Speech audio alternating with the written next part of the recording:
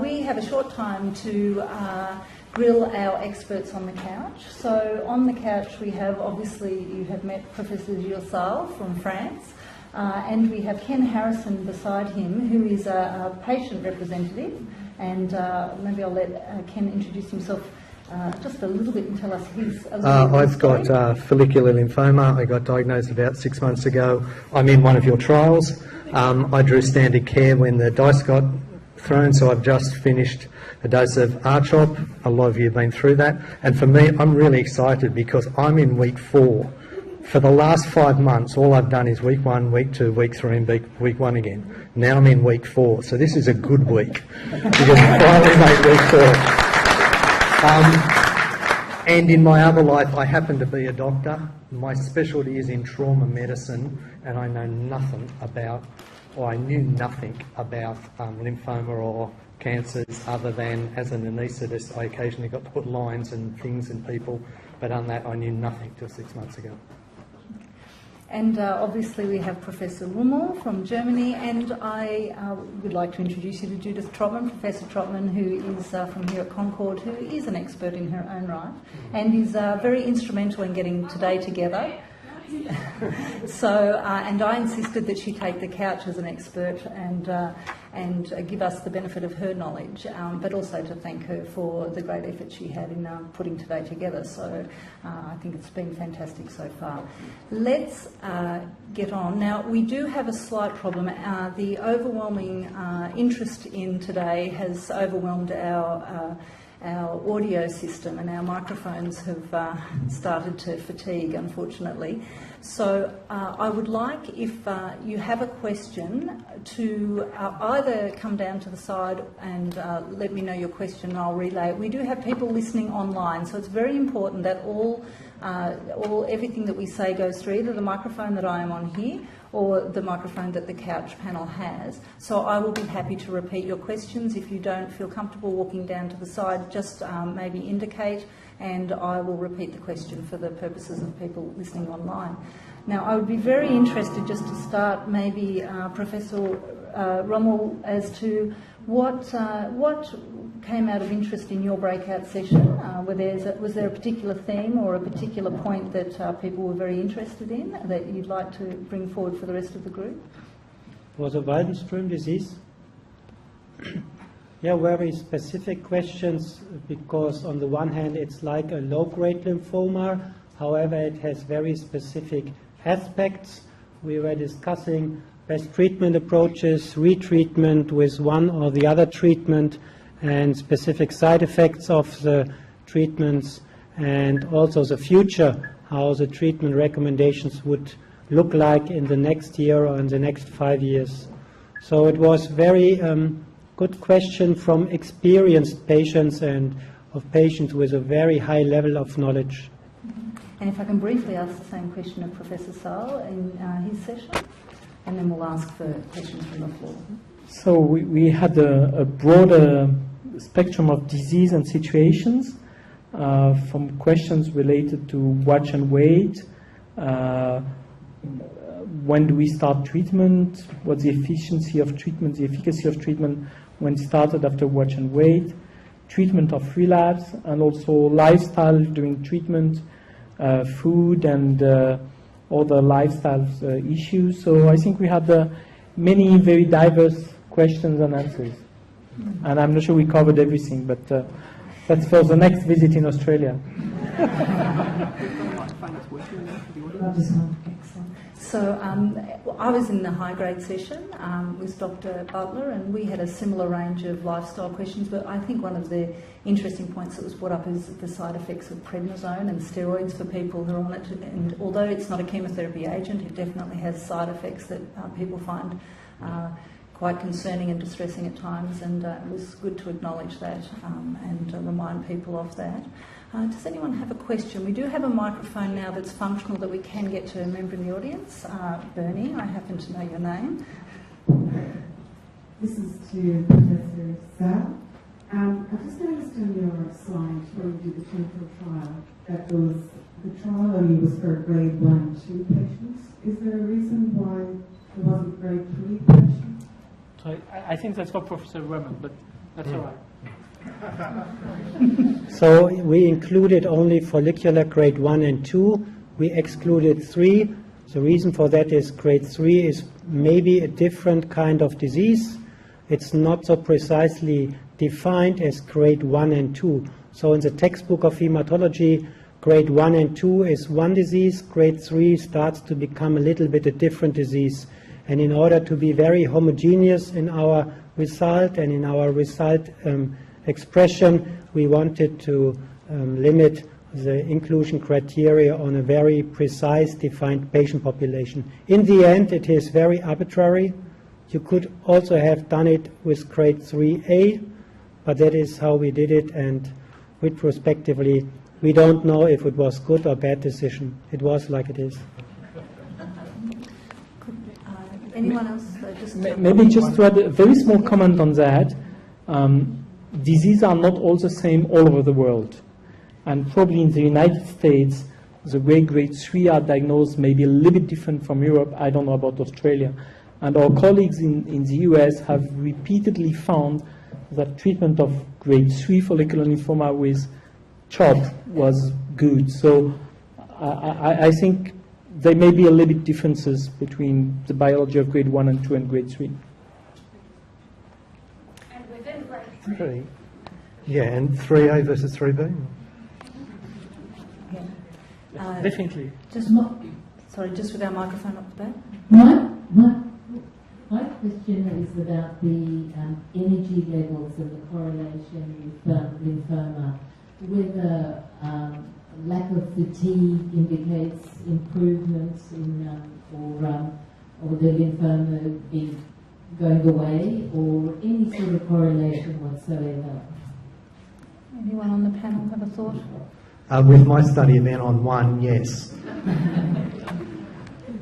I mean, like in every kind of this kind of disease, if people feel better, it's usually favorable. And if people have a lack of energy, it can be related to treatment and tolerability of treatment or to the disease.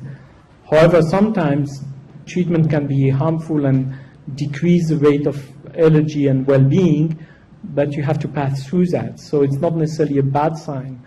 So I think it can be taken either way. So with the treatment of bendamustine, 30% of the patients experience fatigue lasting 1 week after the treatment. And that has nothing to do with efficacy or no efficacy. That is my experience. But I realize with the treatment of bendamustine, fatigue is common in 30% of the patient. Probably that's much more than with CHOP. I don't know really what is the fatigue in CHOP, but it's a specific bendamustine-associated symptoms, 1 week lasting. I think also, perhaps speaking particularly about CHOP, the fatigue that patients often experience with CHOP. Often if the patient has been started with the CHOP every 2 weeks and they get significant fatigue, that may be a good rationale for them to reduce the frequency to CHOP every 3 weeks. And we won't go into the debate over the 2-week versus 3-weekly treatment of diffuse large B-cell lymphoma, but that is often an option that some patients would consider. However, I think the most important thing about fatigue is discussing it with your doctor. And once you're reassured that that is unfortunately a normal consequence of the therapy, and that for the most part, but not always, it completely resolves after the therapy is over. I think when I offer many of my patients the option of, slowing down the therapy, they say, oh no, I'll just head down and get through it, thanks. We have a lady with a mic. So far we always talk about longevity respond to R-CHOP, EDOX, or RB, and its process of elimination I can see. So first treatment, you do R-CHOP, and then 60% of them will recover, and another 20% will do the bone marrow and low recover.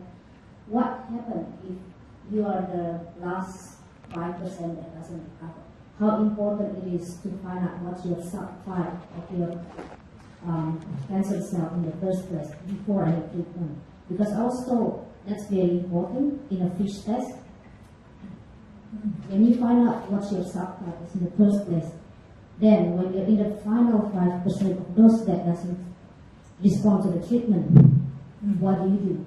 So we know in many diseases like diffuse large B-cell lymphoma that the technology is telling us that not all diffuse B-cell lymphoma, for example, are the same, and that some people have a slightly different genetic profile and their disease needs to be treated differently. Would one of the panel like to talk to that?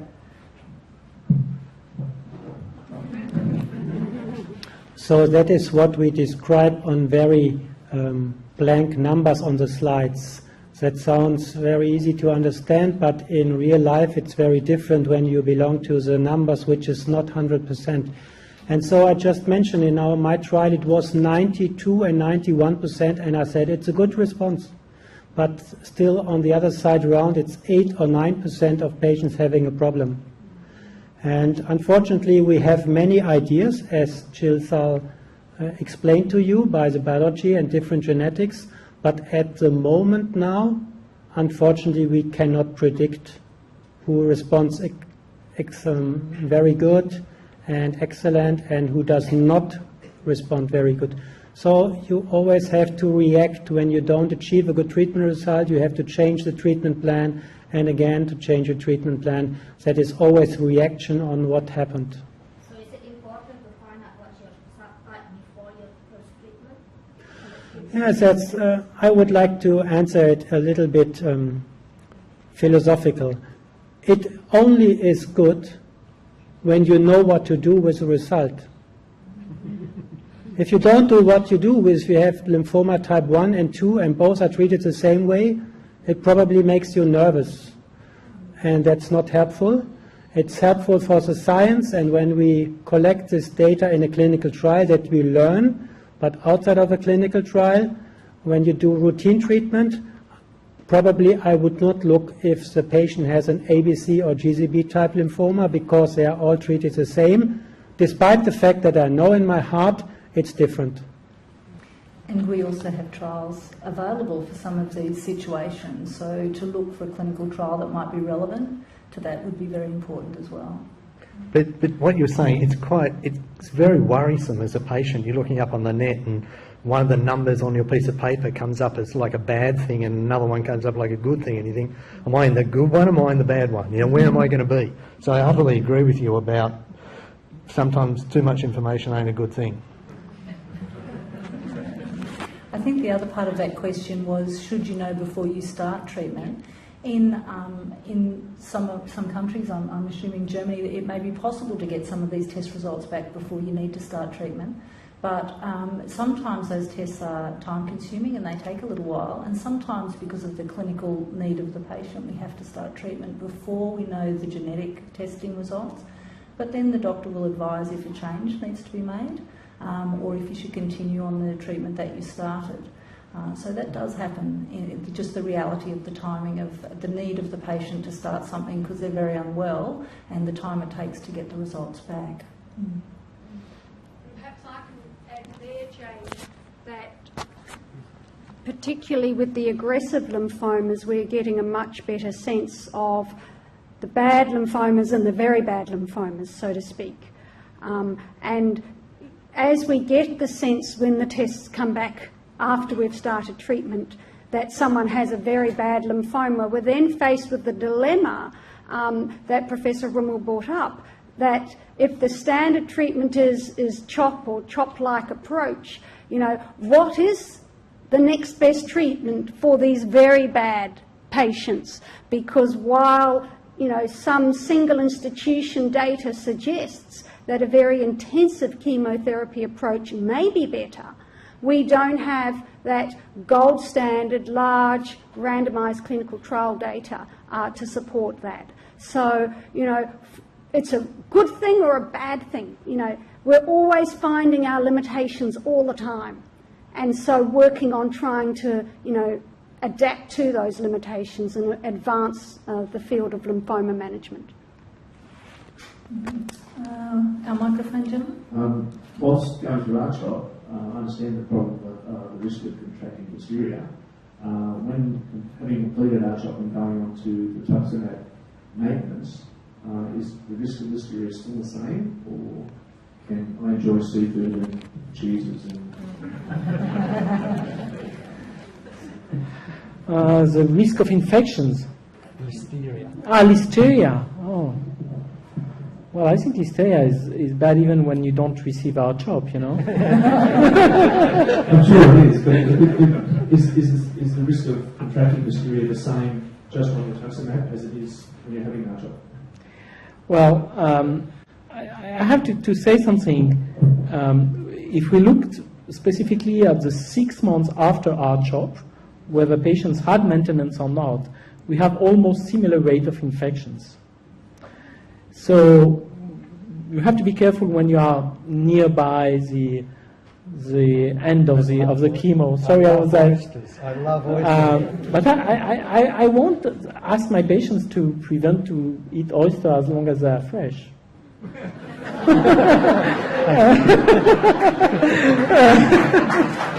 Sorry about that. However, regarding maintenance with rituximab, it does increase the rate of infection, which has usually ear, nose infections, bronchitis, or very common infections that are usually treated with antibiotics. What I advise to physicians and patients is that if it's repeated, and if patients undergo this kind of infection like 2-3 times in 6 months, they should first check the immune status with immunoglobulin levels. That's just a serum test, easy to do. And eventually, especially in more elderly population, stop maintenance because the long-term life benefit is not demonstrated. It's a delay of recurrence, but it's not necessarily a prolongation of the expectation of life. So if there are too many side effects, you better stop it. Yes. My question is to Professor Rummel. I was in the Warm and Strong's breakout session, and I was particularly interested in your comment about investigator-driven clinical trials. I think I denoted a sense of pride when you said my trial was an investigator-driven trial. My question really is, I don't think in Australia we have any investigator-driven trials. Oh, we sure do. I think there's a sense of pride in Australia with our investigator-led trials as well. So obviously I've opened up an interesting question. But in Europe, in Germany, is it pharma-driven predominantly? And one of the things that a very key point was that if it's investigator-driven, that you have the right to do the follow-ups 5 years later, 10 years later, and that's obviously, as a patient, seems to be a very good way of going. Most studies, by far the most studies in Germany are pharmaceutical-driven, as always around the world. Also, I would speculate that in Australia some investigator-initiated trials are present and are running. But most studies come from the pharmaceutical industry because they want to develop new drugs, new medication, new treatment strategies, and the studies are very, very time-consuming, money-consuming, and very lot of effort is necessary to do it. So from that point, it appears to be clear that investigator-initiated trials are very, very few only, because a lot of work which is needed to be done is mostly covered by the pharmaceutical companies with their huge staff of people working on it. The pharmaceutical companies also, drugs run out of patent after X numbers of years. So they don't like 10-year follow-ups because they want to be able, the drug will have run out of patent by the time, so they've got a problem. Maybe 2 pieces of comment regarding this very interesting question. First of all, as I mentioned regarding clinical trials cost a lot of money. And you are a group of patients, you are supporting advocacy for patients, So you should support public funding for clinical trials, because one of the issues we have both in France and Germany and Australia, I'm sure, is that given shortage of public money to run investigator-initiated trial by our university or institution or National Cancer Institute, we run less and less of this investigator-initiated trial. That's true. Besides the pharma industry, as cooperative group, we sometimes run trial in partnership with industry.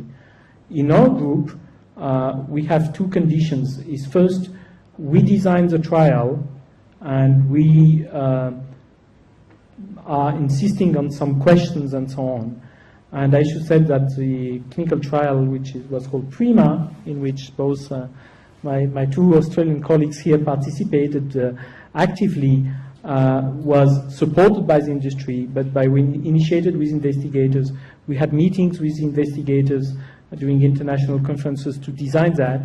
The database is in the hands not of the industry, but in the hands of academics, and that's the reason we are able to do long-term follow-up. This is the same for relevance.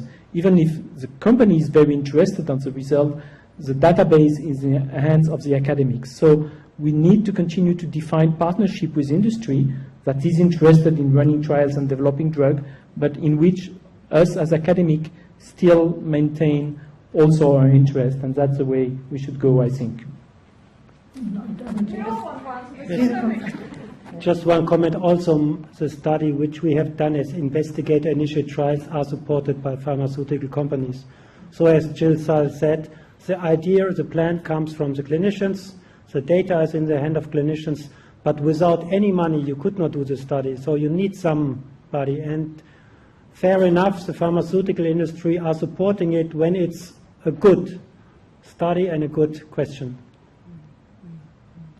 Look, Andrew, it's wonderful you asked this question, because it gives us the opportunity to, really discuss what are effectively industry-supported but not sponsored, not run by industry trials through the cooperative groups. And in Australia, we do run our own studies through the Australian Leukemia Lymphoma Group, but we also, Australia is a very small country, all right? It is not a big country. We only have our 25 million people. I'm a New Zealander, a very proud New Zealander, and we have, 4 million there. And the Australasian, the Australian New Zealand Leukemia Lymphoma Group, we band together and we collaborate with the French lymphoma group, with the German lymphoma groups, with the Italian, with the English lymphoma groups, to work together in designing the trials that answer the questions we really want to answer. And then if that is a trial that involves an agent that is being developed by industry, then we will go to industry or be approached by industry and talk with them. We do have to have an eyes wide open, very mature relationship with industry if we are going to develop these agents. But we need to do it on our terms and our patients' terms. And I think that's very important. Excellent, well covered. A question from the back? Yeah, thank you. As someone who was diagnosed with follicular lymphoma at the age of 40, I found it very difficult to find a lot of information, especially as a male, on where to get some research stuff. Follicular lymphoma is generally regarded as a young disease or an old disease. Where do I fall into it, and what does the panel have in the future for people like myself? Yes, so that is true what you are describing. It's a rare disease in younger patient populations. The typical age in average is 60, and then you have a 10% distribution beyond and below 60 years. So with 40 years you are indeed very young. But we all see the young patients, and typically we have more or less the same strategy in our mind when treating a patient who is 60 years old. Of course, you have a very long strategy in your mind because you want to cover also the next 10, 20 years, 30 years, And so you would like to make the decision on the first-line treatment so that it does not restrict second and third-line treatment if you ever need it. Gilles? Well, I don't have much to add. I think large clinical trials like ours do allow sometimes to analyze the subset of very young patients or very old patients, so both spectrum. And yes, we find sometimes interesting features of that. What I should say is that at the present time, we don't feel that the biology is markedly different, but it may differ a little bit in younger patients as compared to the medium age, and histology also may differ a little bit. Efficacy of treatment doesn't appear to differ. What I should say regarding age is that it's not true that lymphoma are more aggressive in younger. There are some subtypes very aggressive that are found in younger ones, but it's not more aggressive because you are young, and it's not more indolent because you are 75. There are different diseases encountered at different time of life, but for the same disease, exactly the same occurring, it's not more aggressive in younger and more less aggressive in elderly, or vice versa. Do we have a microphone out there?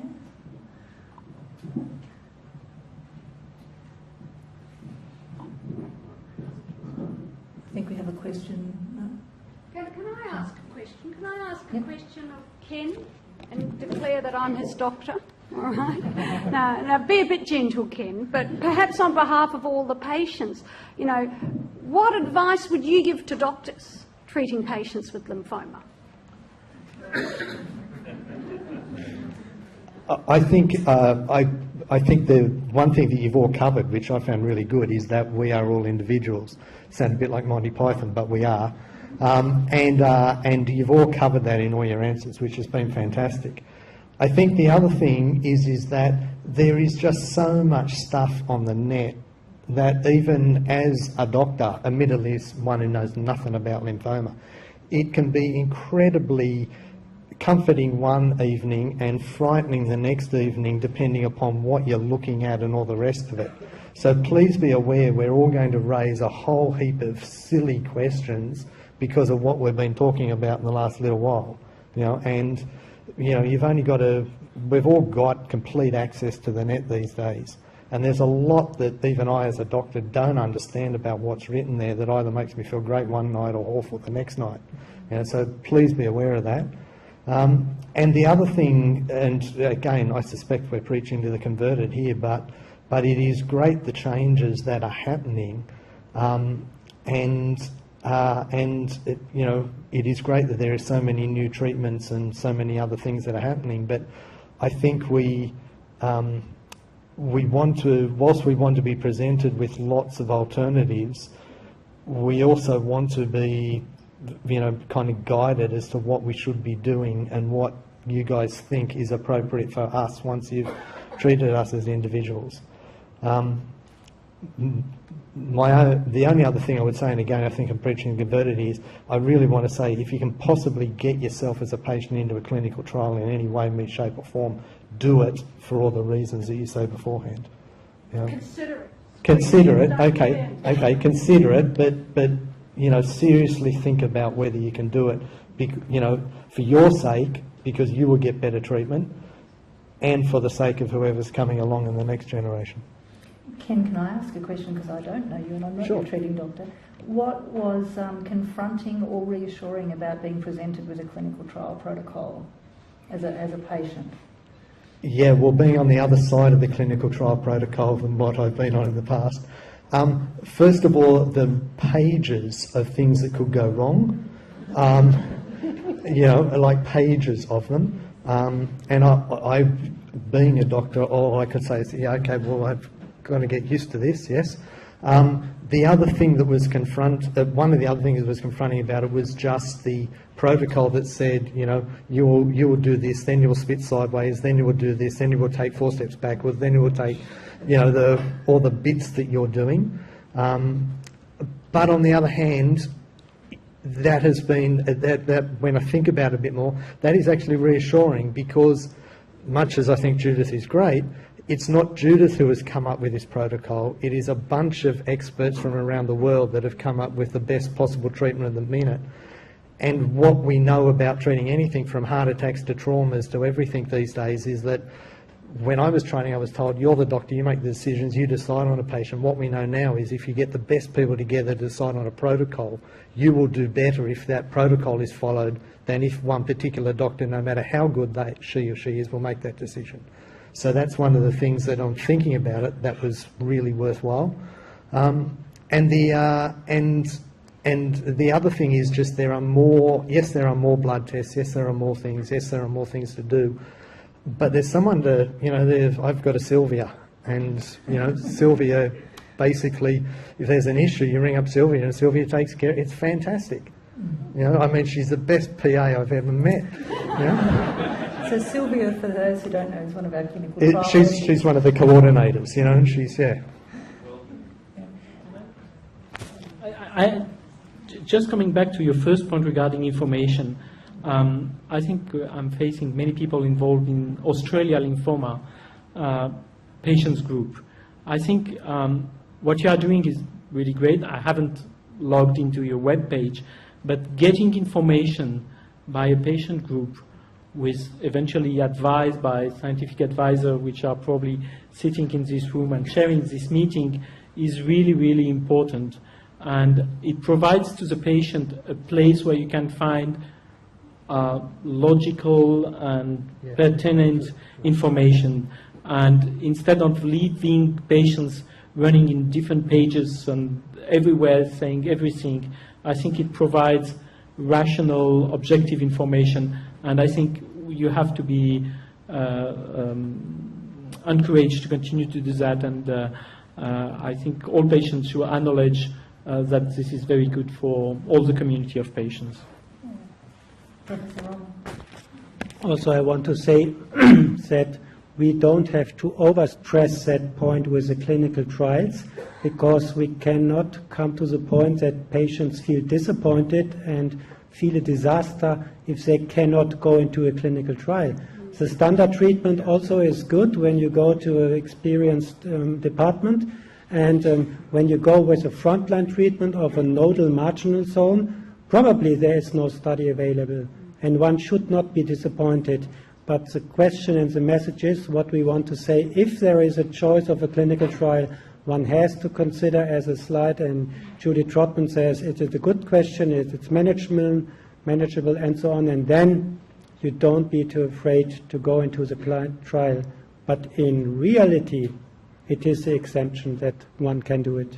Could I ask, while you still have the microphone, what percentage of patients in your practice would go on to a clinical trial?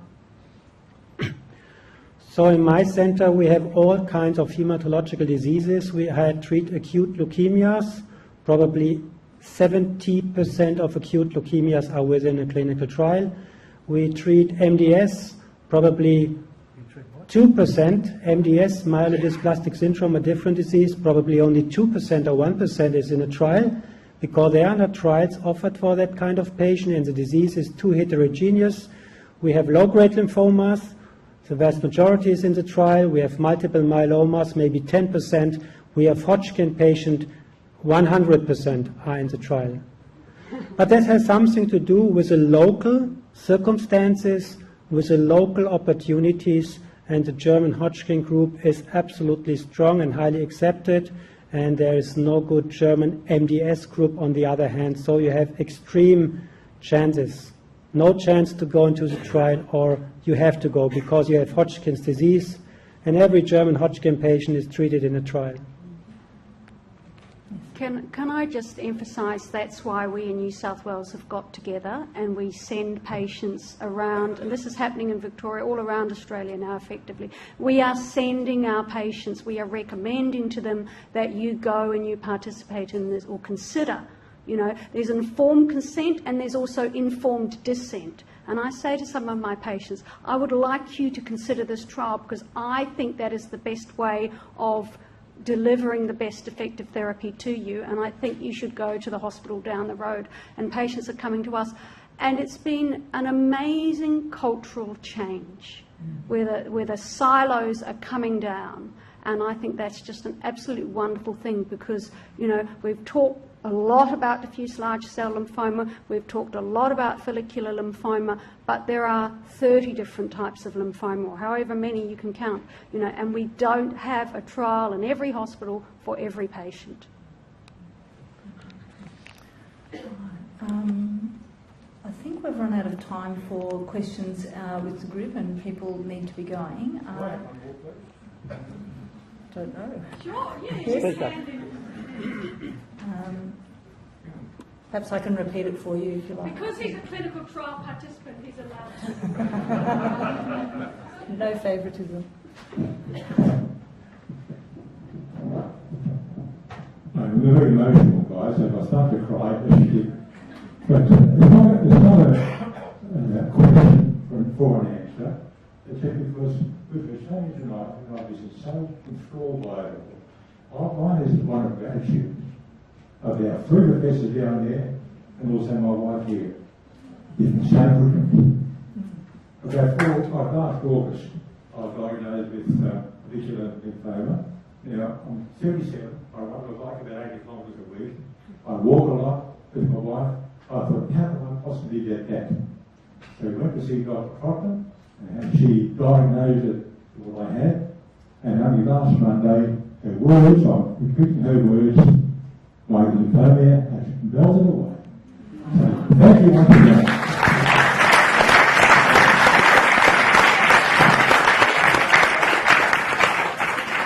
If you don't mind and reply to that, if you don't mind, if you don't mind me revealing, you're on the other side of the trial that Ken is on, and so we have to thank Professor Salles and all his colleagues in France for designing this excellent study, and I think I'm very hopeful that all our international collaborations will continue so that you can all be a part of, you know, delivery of world-class care locally. So I'd like to thank I'd like to thank our international guests. It's been a real delight having both of you and hearing your wisdom. Professor Rummel, I hear you have a secret connection to Australia as an athlete that we weren't aware of. Would you like to divulge your secret? Yes, I explained to the people I met first that I looked down in my cellar in the very last corner to see if I have still this famous Australian T-shirt, because when I was younger I was a sportsman and I was traveling to many countries as a member of a national team, and I found this one Australian T-shirt from 1985. It survived, and I took it with me and I showed it some people, and they found it very nice because He's our modern contemporary. Yeah, that was the way, as you see it in the TV, when after the football games, the people exchange their jackets and their suits, and that was the same what we were doing, and that was Australia 1985, and I was in these days a modern pentathlete, which is horseback riding, fencing, shooting, swimming, and running. And so I think that's a really important message to finish on. There is life outside lymphoma. And it's lovely to have you in the country of the green and gold and sharing with us today. So thank you very much, and we'll close for the day.